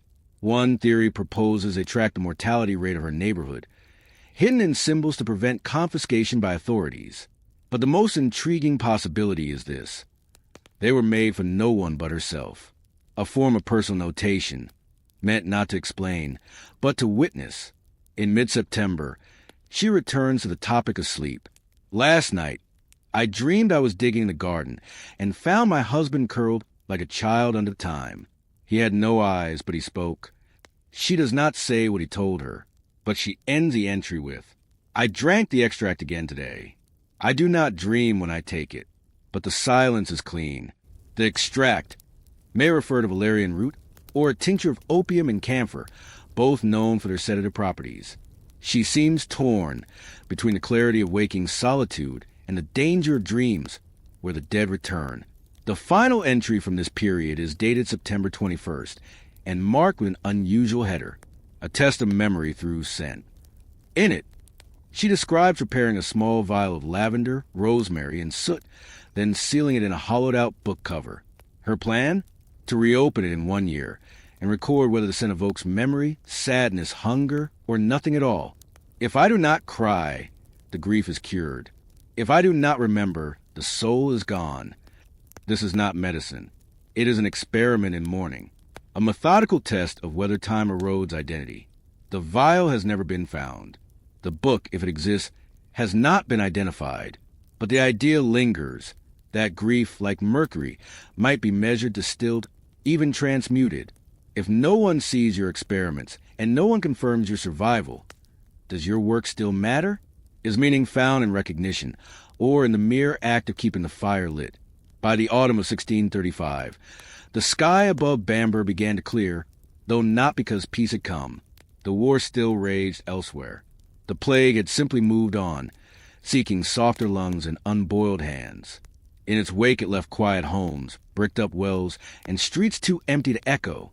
And somewhere amid the abandoned townhouses and overgrown herb gardens, the alchemist's widow still wrote. Her final letters, spanning from October to the year's end, read less like records and more like farewells. Not in tone.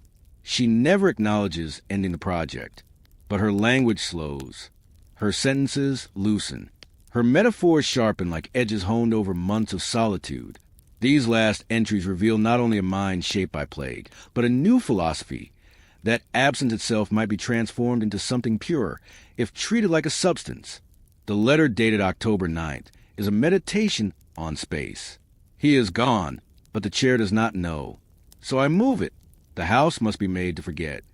She writes of rearranging the workshop, replacing her husband's worn apron with one she stitched herself, moving his tools into a cabinet, painting over the smudge wall where he wrote formulas in chalk. She does not burn his things. She does not bury them. Instead, she repurposes them. The tongs are used to remove hot jars from boiling water. His weighing scale now measures barley and salt. A cracked alembic becomes a candle holder. If objects are to mourn, let them do so in usefulness. One entry is written in a different hand, slightly larger, as if copying from a rough draft. It is titled simply, For the Daughter I Never Had. I leave you no gold, no name, but I leave you method. I leave you the knowledge that when the world ends again, and it will, you may find sanity in patterns, comfort in fire, and peace in repetition. It is not known if she had children or hoped to. No birth record survive. But this letter suggests an imagined lineage, not of blood, but of intellect. It is her will, her prayer, her final experiment, an inheritance of clarity. In mid-November, she writes of a strange ritual. I have begun collecting the ash from each day's fire. I press it into bricks and mark the corner of the room. A wall of soot built from survival. Each brick is labeled with the date, weather, and what she burned, often mundane.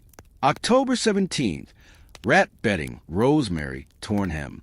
October 19th, broken comb, apricot pit, letter unsent. November 3rd, a page I could not read, but smelled a camphor. She builds 1 row per week, shaping the ash into clay using egg whites and vinegar. The act is absurd, futile, almost childlike, but also alchemical. She is turning waste into structure, memory into monument, And unlike gold, which was always a fantasy, this wall grows. A letter dated December 1st is a direct confrontation with silence. At first it was hostile, then blank, then tender. Now I hear it breathe. She documents her realization that silence is not absence, but an active presence. She writes, "It moves when I move. It deepens when I write truth. It flees when I lie and rushes back when I sleep." In modern terms, this may be read as the psychological effects of extreme solitude, but she treats it as material like copper or salt. She conducts small experiments, speaking aloud and recording the way silence resumes, placing a bell in a box and watching if she anticipates the sound, sitting still and timing how long before she forgets her own breathing. The silence is not a void. It is the crucible.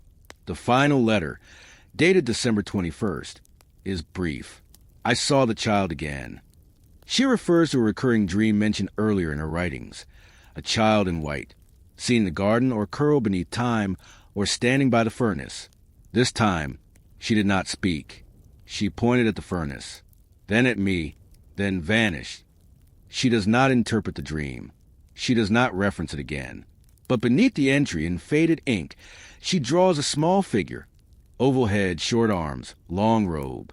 Beside it, a single symbol, the sun, or perhaps the symbol for completion. Then nothing. The next pages are blank. The furnace, presumably, was allowed to die. We don't know. There's no burial record, no property transfer, no court documents. The house where the letters were found was eventually sold to a brewer's guild. The laboratory bench was kept as a curiosity. The letters stored in a brass canister, later donated to a monastery and cataloged in the 19th century. Some believe she died that winter. Others think she fled to a convent. One speculative article claims she may have joined a wandering group of herbalist women in the Black Forest. But perhaps she didn't need to be found. She wrote herself into memory on her own terms, not with miracles, not with wealth, but with method, with flame, with letters that refuse to disappear. We are told that history is written by the victors. But in times of plague, there are no victors, only survivors and recorders of what it costs to survive. Frau M. never claimed to heal the world. She didn't fight battles or end epidemics, but she made flame from grief, structure from ash, meaning from silence. And in her hands, alchemy was not about turning metal into gold. It was about turning loneliness into clarity, and death into a ritual of remembering. The bathhouse smelled of lemon peel and sweat, and secrets. The Ottoman hammam was a place of purity, of heat, of ritual, but it was also something else, a place where power moved without sound, and where nakedness had nothing to do with vulnerability. To enter a hammam in 17th century Istanbul was to submit to a system older than the Sultan's and far more complex than mere hygiene. Beneath the domes of sweating marble, among the hiss of boiling water and the scrape of copper bowls, there operated a code of conduct and surveillance, unwritten but enforced like steam itself. This is the story of the bathhouse as a social operating system, one that tracked loyalty, whispered confessions, and occasionally executed judgment with nothing more than a towel and a nod. At the height of the Ottoman Empire in the 16th and 17th centuries, there were more than 300 public hammams in Istanbul alone. In cities like Bursa, Edirne, Damascus, and Cairo, they were essential infrastructure. To the untrained eye, a bathhouse was simply a domed chamber with heated marble floors, a Cullen furnace room that fed the heat, several wash basins and private alcoves, a cold room, Sogakluk, warm room, Iliklik, and hot room, Hararet. But to the Ottomans, the hammam was a civic engine. It maintained public health, especially in crowded urban quarters. It reinforced gender segregation and social roles. It provided employment for marginalized workers, including eunuchs, Roma, and former slaves. And most curiously, it became a space for observation, rumor control, and soft policing. The bathhouse was not neutral. It was a stage of studied informality, where silence carried consequences. Each hammam was operated by a Telik Besai, head bath attendant, and his team of telecs attended to perform massages, scrubs, and water pouring. The telecs were not servants, though many assumed they were. They were, in effect, listeners. A telec could observe how long someone stayed in each chamber, who spoke to whom, which gossip spread from which basin, whether someone returned too often or never came back. These men were trained to read subtle cues. The angle of a turban, the speed of a rinse, the presence or absence of a bodyguard, which oils were used and which were refused. All of this was reported, not officially, but informally, to guild leaders, religious authorities, or palace contacts. And in times of political unrest, entire plots were uncovered in hammams, simply by observing who sat too close to whom. Women's bathhouses operated under a parallel structure. They were often located beside or beneath men's hammams, with separate entrances and staff. Here, the Kalphas, senior female bath attendants, performed their own brand of observation. In addition to bathing rituals, women came to the hammam to inspect prospective brides for their sons, finalize dowry negotiations, whisper prayers for fertility, secretly arrange illicit liaisons, exchange herbs, charms, and coded advice. In these domes, the politics of the home, of childbirth, of inheritance and honor were laid bare, and the Kalphas saw everything. They could ruin a family with a quiet word, or secure a marriage with a chance compliment. The hammam was female court without a throne, and its power was not symbolic. It was socially binding. Soap in the Ottoman hammam was not a neutral product. It was scented, carved, dyed, imprinted with family crests, especially among the wealthy. To bring unscented soap was considered a statement. Either you were mourning or attempting to appear humble. To use imported Aleppo soap was a mark of prestige, but also suspicion, since Aleppo was a hotbed of resistance in the late 17th century. To borrow soap from another patron was an act of intimacy, often symbolic of a future favor or alliance. In 1683, a telex logbook found in a ruined Istanbul bathhouse records the following entry. Mustafa Pasha offered his own soap to the baker's apprentice. This is the third time. They now bathe in silence. The implications were not lost. The hammam operated by nonverbal language, known as the Banyo Dili, bathroom language. Examples include tapping a basin 3 times, requests for privacy, leaving slippers facing outward, not open to conversation, tying the towel on the right side in mourning, using rosemary oil instead of rose, mark of a secret rendezvous. One former telek, interviewed by Ottoman historian Mem Galpiner, recalled, "We never asked questions, but when a man poured cold water over hot stones, he wanted to be overheard. That gesture was understood as a way to mask a confession with steam and hiss. A confession without a listener was useless. A confession in steam, with a silent witness, became a political tool. The hammam had its own justice system, soft, unrecorded, effective. Those who violated social codes might find their favorite basin occupied for hours, their towels dampened before arrival, their soap swapped with lye, or, worse, no one would speak to them at all. Social ostracization inside the hammam was not trivial. It extended into marketplaces, courtships, guild negotiations. In extreme cases, political dissidents were summoned to a bathhouse under false pretenses, then poisoned via scented oil rubbed into open pores. These cases were rare, but real. In 1671, a well-documented assassination of a tax inspector occurred via spiced camphor oil, delivered by a smiling telek who was never seen again. If you are most exposed where you are supposed to be most clean, is there any space left in the empire that is truly private? Or is even your silence a form of speech? By day, the Ottoman Empire moved on paper. Firmans signed in calligraphy, laws stamped with imperial tugra, trade agreements sealed with silk and wax. But by steam, the empire moved differently. Within the walls of the hammam, where clothes and often names were stripped away, a different politics took shape. This was not the realm of rank or record. It was a world of presence, posture, and proximity. In this realm, alliances were made without handshakes. Betrayals began with borrowed towels. And the heat wasn't just from the furnace. The design of the hammam was intentional surveillance cloaked in serenity. Soundproofing was non-existent. The acoustics amplified whispers. Mirrors were strategically placed to reflect partial views around corners. Steam flow was manipulated to drift toward areas where higher status bathers lingered. Elevated benches allowed attendants to see who was speaking to whom. Every stone was laid to create an illusion of privacy, while actually enabling constant, passive observation. A 1695 blueprint from a bathhouse near the Topkapi Palace includes hidden alcoves behind the Soga Cluck, presumed to be either storage spaces or listening chambers. In the margin of the blueprint is a single note: observe the listeners while they observe. Telex weren't just massage therapists.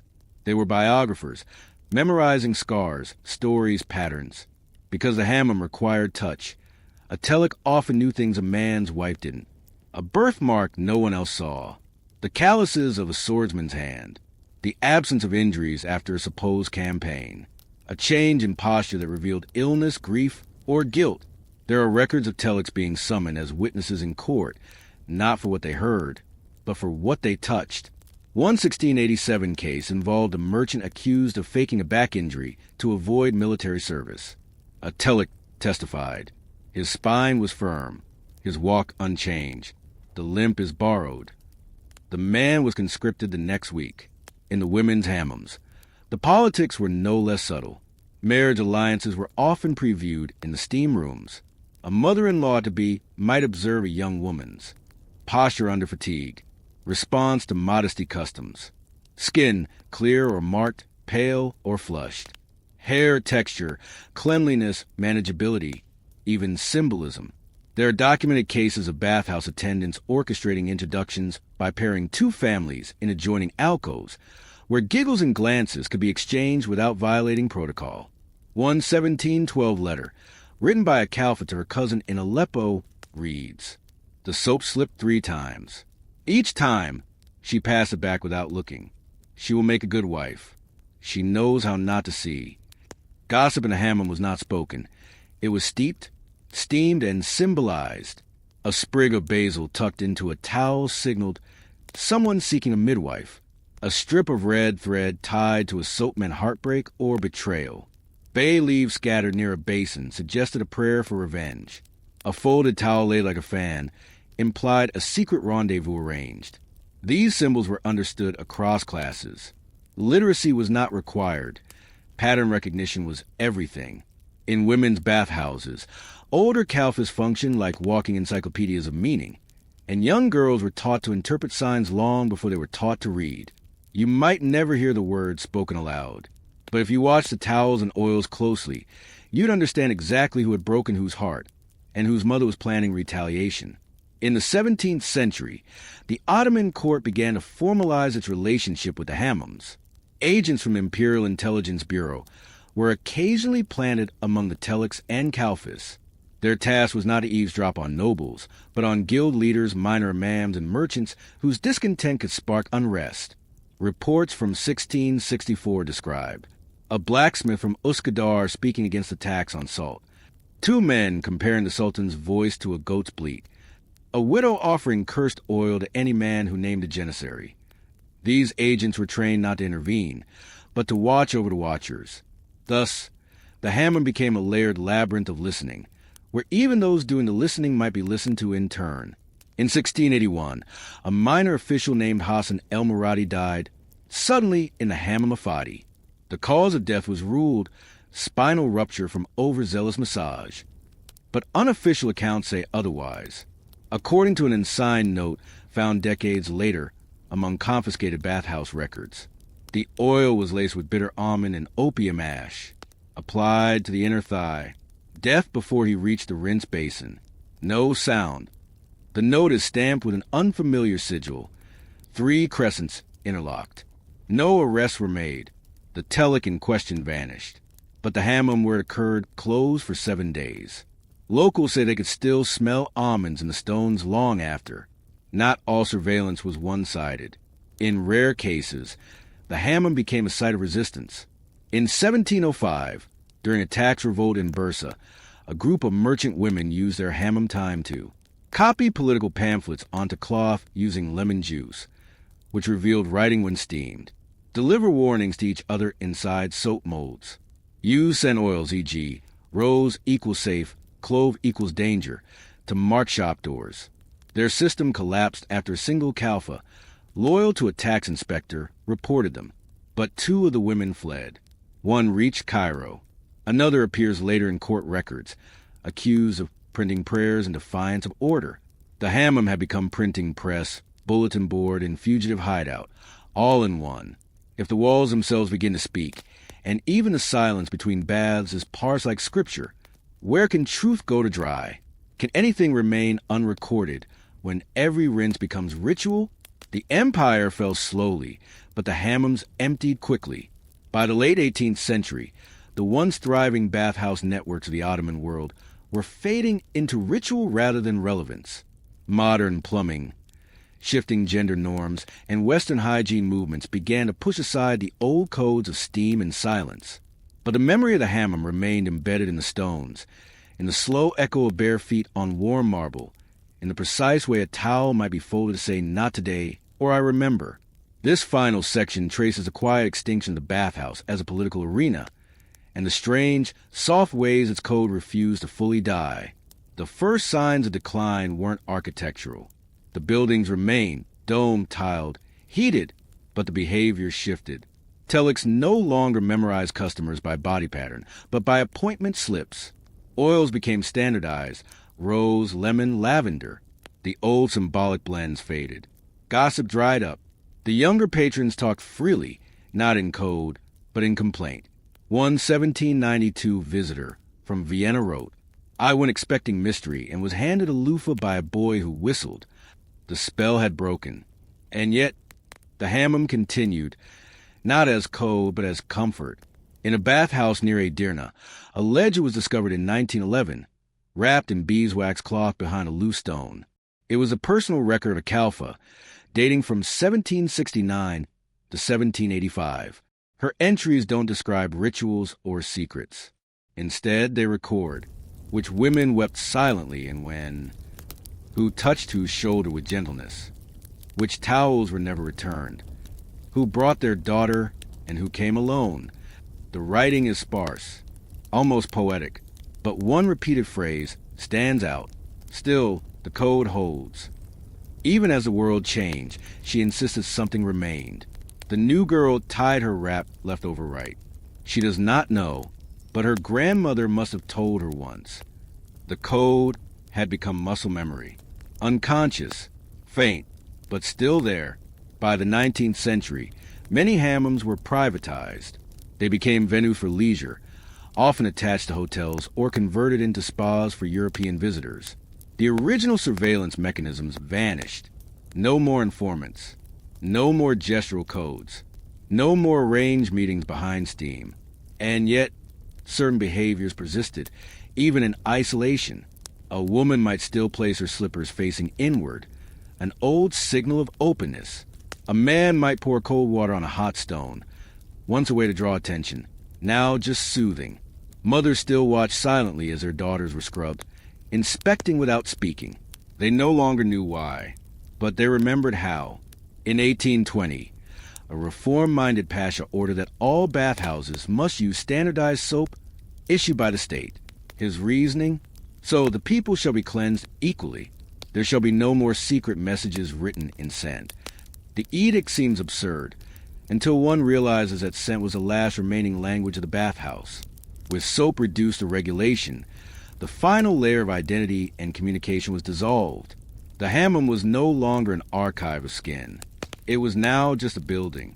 Today, in Istanbul or Sarajevo, you can still visit Ottoman-era bathhouses.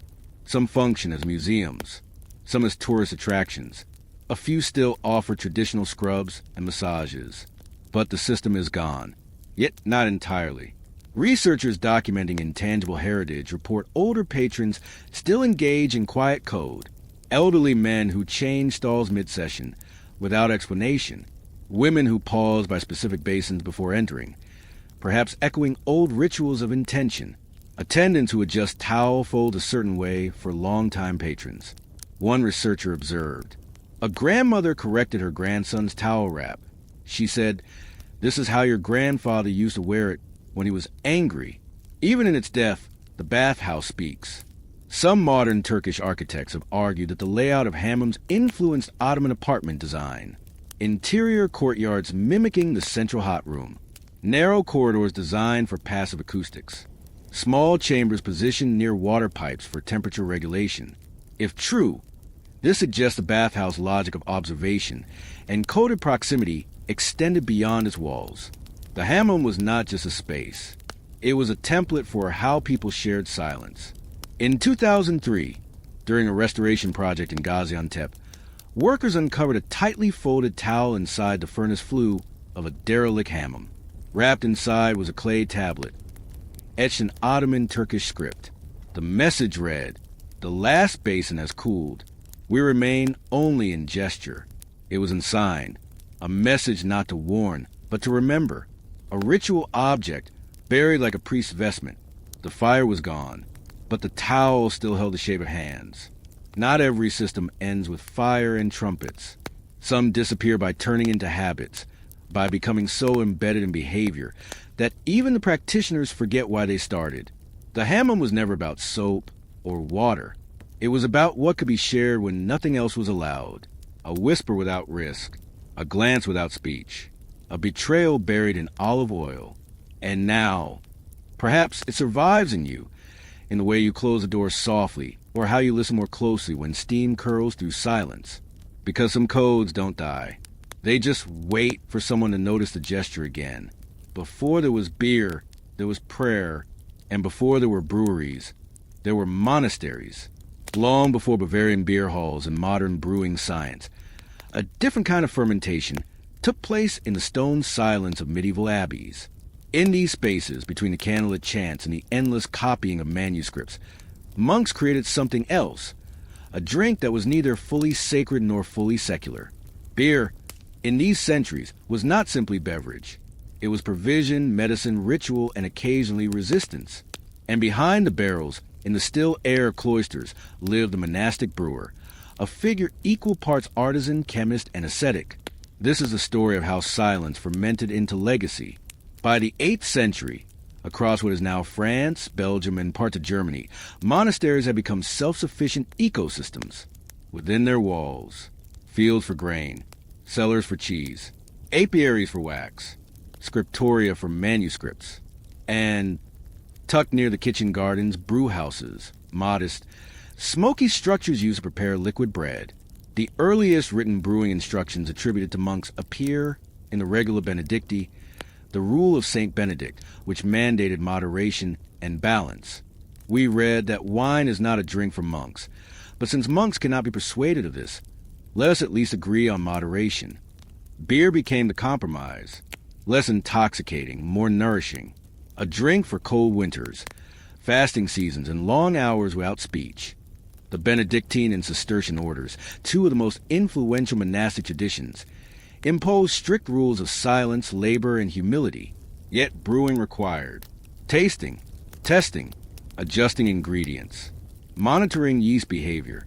How does one brew when speaking is forbidden? The answer, ritualized gesture. Brewer monks developed an internal sign language, often variations on the broader monastic sign lexicons, to communicate tasks without breaking their vow. 2 fingers pointed at the lips, then at the barrel. Check fermentation. A circular hand motion above the head. Heat too high. A hand shaped like a funnel. Wort needs straining. These signs were passed down not in books, but through muscle memory and mentorship. Silence was not an obstacle. It was a fermentation chamber of discipline. Monastic brewing wasn't standardized. It was site-specific. Each abbey had access to different grain, rye, spelt barley, water, mineral heavy or soft, herbs, before hops became dominant. Herbs like grit, sage, heather, and bog myrtle were used. Yeast, a mystery substance until the 19th century, cultivated unknowingly through reuse. But what unified the monastic process was record-keeping. Even if they didn't speak, the monks wrote everything down in ledgers on wooden paddles, even scratched into the walls of cellars. One preserved breviary from an abbey near Leuven, dated 1171, contains this entry. Today, the mash refused to clear. Brother Hugo added ash from the stove. It worked. He will not boast. Another, more enigmatic. The beer is sour. We are not. Deo gratias. The medieval world was dangerous to drink. Water from rivers and wells often carry bacteria and parasites. Beer, by contrast, was boiled, filtered, and preserved through fermentation for the monastic community and eventually for surrounding peasantry. Beer became a health measure, a substitute for food during fasts, particularly liquid fasts in Lent, a source of income, as many abbeys sold beer to nearby towns, a gift often offered to pilgrims, travelers, and the poor. The beer was rarely strong. Most monasteries brewed a tiered system. Prima Birra, strong, for guests and feast days. Secunda, for the brothers during work. Tertia, wheat table beer, often just above water in potency. The goal was not indulgence. The goal was sustenance without sin. Monks, like many pre-modern brewers, did not understand yeast. They called fermentation God's breath, or simply the mystery. But some began to notice patterns. Beer soured when new brothers stirred with unwashed paddles. Some barrels always produced better results, perhaps due to resident yeast in the wood. Fermentation failed in certain moon phases. Instead of science, they developed ritual responses, a blessing performed with a barley stalk, lighting candles at the beginning of fermentation, reading psalms while skimming foam. One monk, Brother Adelmo, writing in 1219, records. When the song is sung, the bubbles rise more eagerly. Whether the yeast hears or the Lord listens, it matters not. The silence of the vow was not passive. It was attentive. Through it, they observed things loud brewers missed. If your work is never signed, your recipes never named, and your voice never heard, can your craft still carry your soul? And when the brew is shared but not your story, does that make your labor sacred or forgotten? In the stillness of monastic cellar, the only sounds were the bubbling of fermentation vats and the soft fall of sandals on stone. The monks did not speak, but their beer did. By the 13th and 14th centuries, monastic brewing had evolved into something more than subsistence. It had become a language in itself, a set of gestures, scents, textures, and rituals that communicated precision, memory, and even emotion. And yet, none of the brews carried names. No bottles bore labels. No monk signed his barrel. Each batch belonged to the order, the abbey, the ritual of obedience. This section delves deeper into the invisible craftsmanship of the monastic brewer, the development of taste without pride, of technique without recognition, and of knowledge passed hand to hand, never mouth to mouth. Tasting was necessary. Even under vows of silence, a brew had to be tested at multiple stages. After the mash, to check starch conversion. After boiling, to ensure bitterness and clarity. After fermentation, for alcohol content and balance. After conditioning, for flavor and finish. So how did monks evaluate flavor without speaking? They developed tasting gestures. A nod equals good balance. A tilt of the hand equals too sweet. 2 taps on the table equals sour, but salvageable. Fingers crossed equals restart the batch. Some abbeys use wooden coins with carved symbols left beside the vats, tokens that, when collected, recorded feedback for the prior. In one preserved cellar log from Abbey de St. Wandril, 1374, we find a ledger entry. Vat 14, coin of bitter, coin of weak, 1 cross. 3 monks agree, adjust with sage. The entire system ran like a silent committee. Every monk brewer had a personal mash paddle, often carved from beech or ash, sometimes inlaid with iron or horn. These staves were more than tools. They were extensions of identity, but they were not passed on like heirlooms.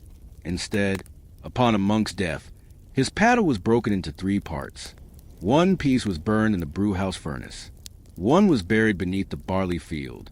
The 3rd was floated downstream.